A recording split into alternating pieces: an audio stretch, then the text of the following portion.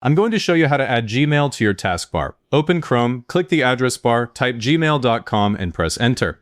I use gmail.com because it's shorter than mail.google.com and it redirects to the same inbox.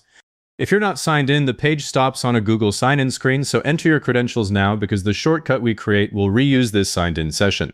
Once your inbox loads, leave this tab open for a second. Now go to the top right corner of the Chrome window. Click the 3 vertical dots at the end of the toolbar, right next to your profile picture. A drop-down menu opens with things like New Tab, New Window, and further down Save and Share.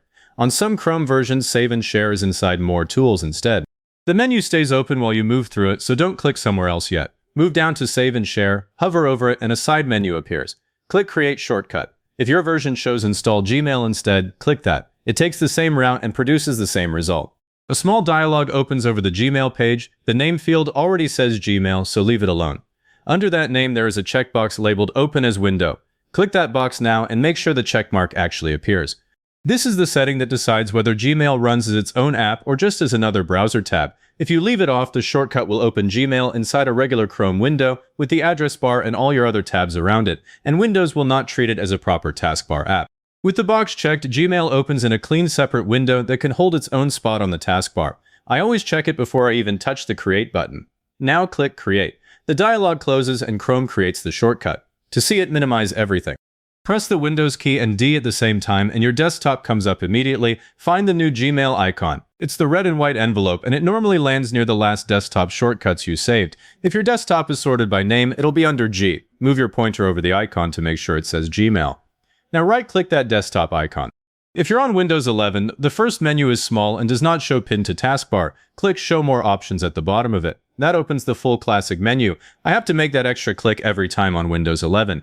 On Windows 10, Pin to Taskbar is already sitting in the first menu. Find Pin to Taskbar and click it. The Gmail button appears on the taskbar instantly. If the menu says Unpin from Taskbar instead, that means it's already pinned, so leave it alone. Click that new Gmail button on the taskbar once. The window opens with no Chrome address bar, no tabs, and no bookmark bar. That's the Open as Window setting doing its job, and it's the reason the taskbar treats Gmail as its own separate app instead of losing it inside a stack of Chrome tabs. While Gmail is open, right-click its taskbar button to see the jump list. You'll see options like Compose and Unpin from Taskbar. You can also drag that Gmail button left or right along the taskbar to put it wherever you want. If you ever need to remove the pin, click Unpin from Taskbar.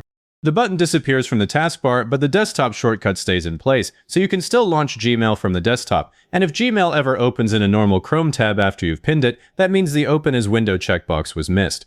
Delete the desktop shortcut, open Chrome's 3-dot menu again, and recreate the shortcut with that box checked.